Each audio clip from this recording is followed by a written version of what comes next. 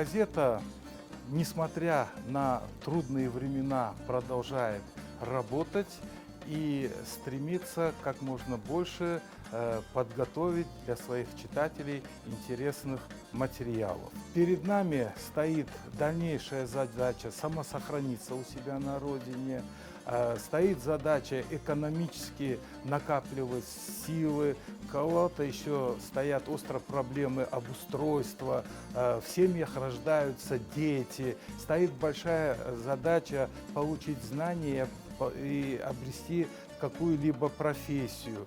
Поэтому вот все эти вопросы мы стараемся отражать на страницах газеты.